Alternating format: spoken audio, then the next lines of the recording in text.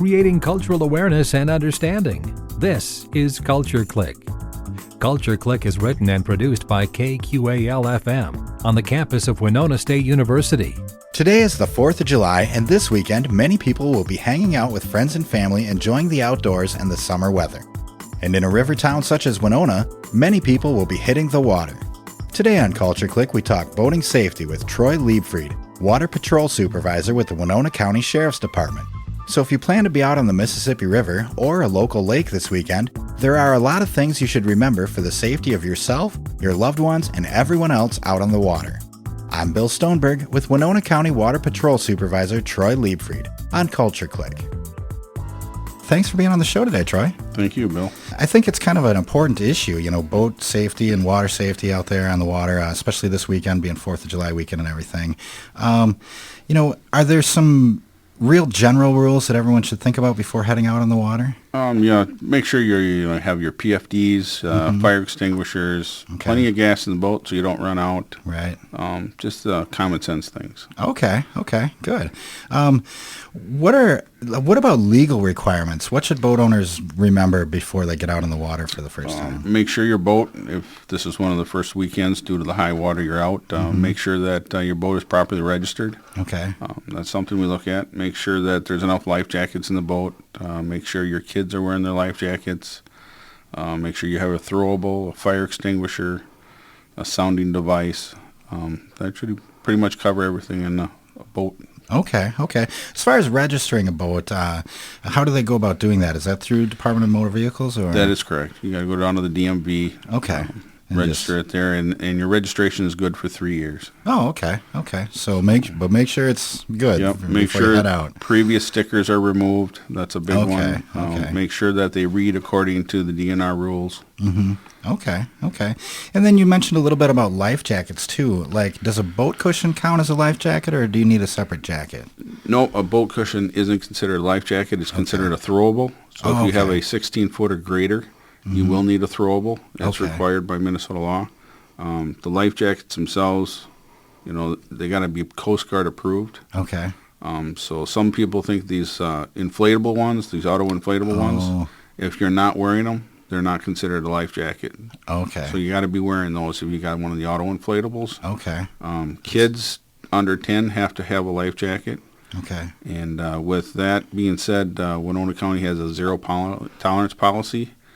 If your kid's not wearing the life jacket and they're under the age of 10, you will be getting a ticket. Okay. And that even includes all those little infants that are in their car seats in the big pontoons that everybody thinks are stable. So right. That's a common ticket that we give out. Okay.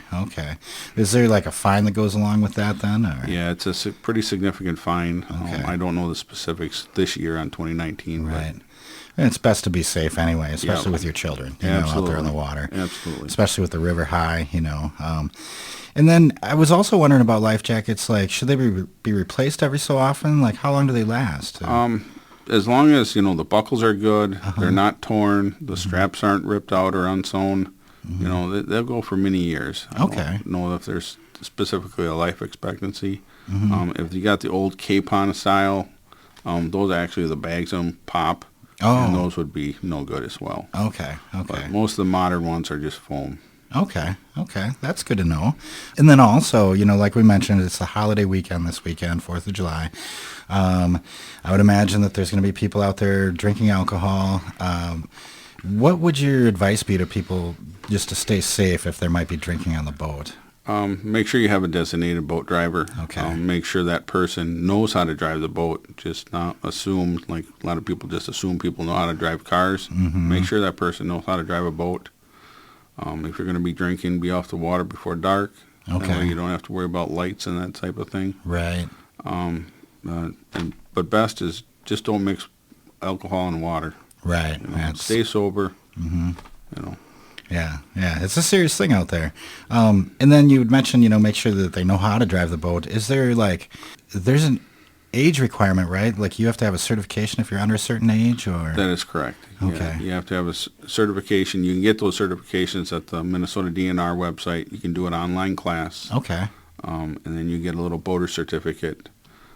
Even though it's not required over 18. I would recommend it because it gives you a lot of information on the buoys, where you can drive, where you can't drive, the right-of-ways, that type are a lot different than driving an automobile. Right. Yeah, definitely. It's definitely a good class to have. Yeah. There's a lot to pay attention to out there. Correct. You know? And it can get confusing sometimes. So that's good information. And then I wanted to go back to the alcohol issue too. We didn't mention there's something called Little Allen's Law now, and that would apply to boats as well, correct? That is correct. Little Allen's Law, basically if you've received a driving under the influence since past August 1st, 2018, Okay. you would now be unable to drive a snowmobile, ATV, boat, moped, motorized bike, anything with a motor. Okay. Even a boat with a trolling motor. You Right. can't drive it. Okay. So that's what the Little Allen's Law says. So make sure your boat driver isn't affected by that. Correct. Yeah. Okay. And then, you know, like I think we mentioned a little bit that the river has been kind of high this year. Are there any special concerns that you would kind of advise boaters of? Yes. Right now, the high water is actually dropping, or has been dropping in the last week or two. When the water levels drop, it pulls a lot of the debris out of the backwaters. Oh. And that debris is in the form of logs, branches, trees, stumps, and they're all usually generally right at the water level. So if you're traveling up and down the river, you may not see those things in the waves and the other boat traffic, and you would hit them and damage your boat. Right, damage your boat, or worse, if someone's water skiing or Correct. something like that. Yeah, so watch out for that out there. Are there any restrictions because of the high water? There is no restrictions currently for the high water. We do have a no-wake zone that's along in Winona, and basically it goes from the upper railroad trestle next to the interstate bridge there up to approximately 100 yards south of the Winona Marina. Oh, okay. And that applies only in the Minnesota waters, not the Wisconsin waters. Okay, so pretty much the length of the Winona shore there, huh? Yep, along the city limits there, yep. Okay, so beware out there that's a no-wake zone. So Yep. Yeah, and I'm assuming that you get a ticket for that, too, if you get caught speeding through there. Yep, if you're on plane or causing a substantial wake, you get a lot of complaints for that. Yeah, I bet. We try to do a lot of enforcement there. Okay. And then, you know, if there's like adverse weather conditions or anything like that, are there certain radio stations or frequencies boaters can utilize? You can always listen to the weather channel. Okay. But most people nowadays have their phones and they can pop up the weather, sure. and look at the radar maps. Keep in mind of that. If you are in stress or disabled out there, you can use Marine Channel 16 if you have a marine radio. Okay. That'll contact you directly to the Coast Guard, and Winona County also monitors that station as well. Oh, nice. And then Channel 14 if you want to lock through the lock and dams. Okay. Channel 14 is how you talk to them. Oh, okay. Nice. That's good to know. I did not know that. And then, like, if something does happen, if someone witnesses a boat accident or sees someone operating unsafely out there, what should they do? Would 911 be the best bet, or is there a different number? Call 911. The sooner we can get the information to us, the better outcome it would be. Right. Okay. If you do see an accident, the river is always moving 2 to 4 miles an hour, so kind of get a pinpoint or a landmark, or even throw a buoy if you have one, to mark that spot, because that'll help our recovery, a lot faster and probably save lives. Yeah. I suppose that's key is pinpointing that location so you guys can get there. Yep. Okay. And then what about speed, like outside of the no-wake zone? Is there a too fast, There is a too fast for conditions kind of thing. It is a 50-mile-an-hour speed limit on Minnesota waters. Seems fast. it is pretty quick. But you can't. You got to be in control of your boat. Right. Weaving in and out of traffic, that's not going to be a good thing. Right. Especially with the high water, what we've had with the debris in the water and everything. You're just taking your life in your own hands when you're doing that. Right. And especially we have a lot of barge traffic here too. I mean, I've been out there when there's, a busy weekend with barges and everything, and it's, you gotta slow down. And then if people wanted to go to a different pool and they do lock through lock and dam, like you mentioned before, is there any safety concerns there, like special things they should do? You mentioned talking to them on the radio. Yes, you talk to them on the radio and ask for permission, and it's a free charge. It doesn't cost you anything to go through the lock and dams. Right. they'll give you a red light, green light. Green light means go. You can enter the lock. Okay. Red light, stay out until they give you the green light, because those doors are opening and closing, and they don't want anybody to get pinched in there. Oh, right. When you get inside the lock, they'll throw you down some ropes. Mm-hmm. Hang on to those ropes. Do not tie them to your boat. Right. If you tie them to your boat, and when the water level drops, your boat will be hanging there, and then we have to come and cut you off with knives. And then when exiting, wait till the horn. You'll hear a toot on the horn from the lock and dam personnel. Then you can push off the wall and exit at a slow no-wake speed. Right, right. Okay. All good information, I mean, I know there's, a lot of first-time boaters out there sometimes, and it can be confusing. There's a lot to pay attention to. And then you had mentioned a little bit before about, life jackets, fire extinguishers, stuff like that. Is there anything else that people should, do when they're inspecting their boat before getting out on the water? I mean, just regular stuff, or? Well, if you make the mistakes like I have with my grandparents, make sure you remember the plug. Oh. It's a Minnesota law now. When you're traveling with the boat, you can't have the plug in the boat. Okay. So don't forget to put that in right when you put the boat in the dock. Okay. Otherwise, you'll be bailing water. Right. Yeah. So, I've actually forgot to put it in before myself. Yep. So is that because of invasive species to Correct. keep the plug out while you're traveling? Yep. So we don't transport those to other bodies of water. Right. Okay. And then what about I mentioned a little bit about first timers and stuff like that. What if someone's renting a boat and they don't have a lot of experience? Where would you recommend they go? Is there certain resources? Or? The Minnesota DNR has pretty good resources where they have links to different things. Same with the Wisconsin DNR websites. Okay.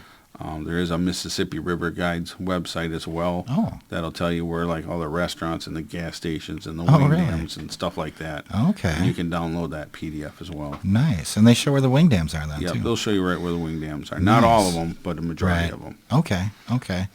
Is there, this is kind of off topic a little bit maybe, but I always wondered, do the wing dams often go out to a buoy, or are there some that aren't? Or? There are many that are not marked by buoys. And the buoys move on a random basis due to logs and everything coming down and grabbing them. So don't go by that. Don't go by that. Okay. That's good info, because I've seen people hit them out there. Yeah. And Those wing dams, generally in the normal waters, if you see ripples or little waves, and it's a defiant line, more than likely there's rocks just in front of those. Right. Okay.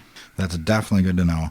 And then where can people find out a little bit more about boating regulations and safety and stuff like that? Like I said, the web pages are out there. You can call your local DNR as well and talk to them. But I would say still reference the Minnesota DNR. They got all kinds of brochures and pamphlets and all kinds of information in there. Okay, great. And then, we were talking a little bit before we started. You had mentioned that the Water Patrol here, the Winona County Sheriff's Water Patrol, is often looking for new hires? Absolutely. We usually start new hires looking for usually the first week in January. That sounds kind of strange, but it's a long process of many hoops to jump through. Right. We typically hire 2 to 3 officers a year. Okay. And that would, get your post certification, start you off in your career. And we get quite a few people that go on to full-time careers.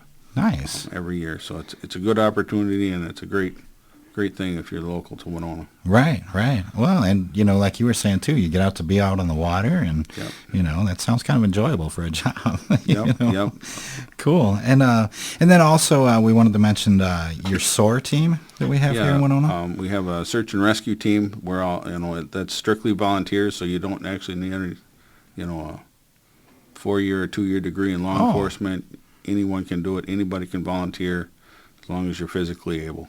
Okay. They're always looking for helpers, and to get a hold of them, you just stop down at a law enforcement center and ask for a application, and they'll give you an application, and then they'll go through the process. Okay. Now, do you need any kind of training, like dive certification or anything like that, to partake in that, or? No, not for the SOAR team. No. Okay.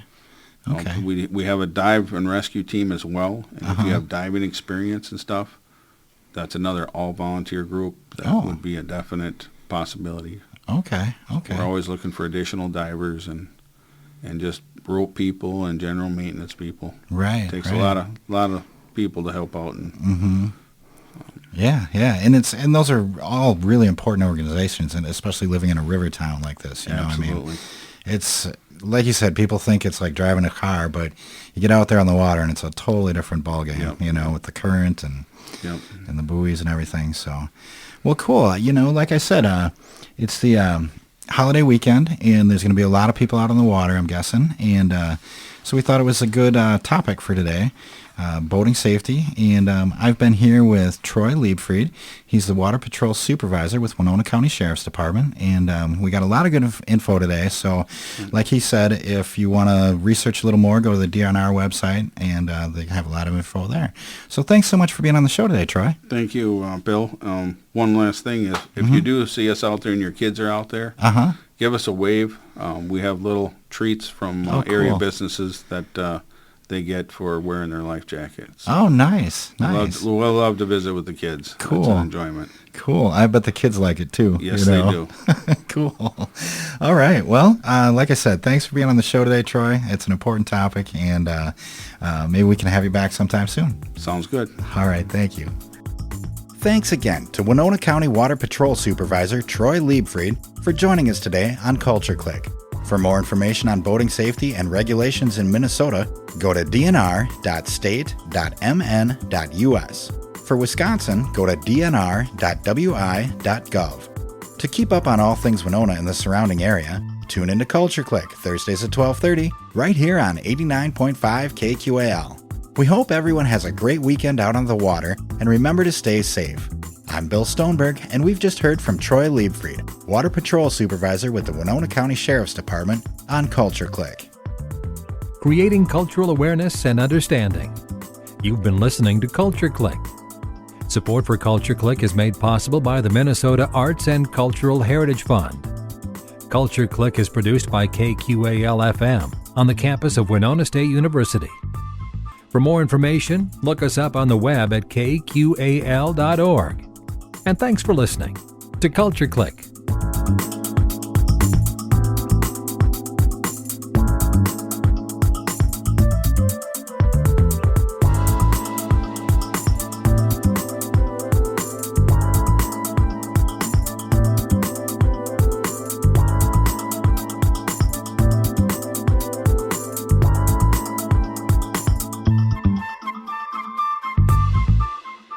Are you interested in all things Winona and the surrounding area? Find podcasts of Culture Clique and all your favorite KQAL shows by going to kqal.org and looking for program archives under the Media tab. Culture Clique is made possible by a grant from the Minnesota Arts and Cultural Heritage Fund.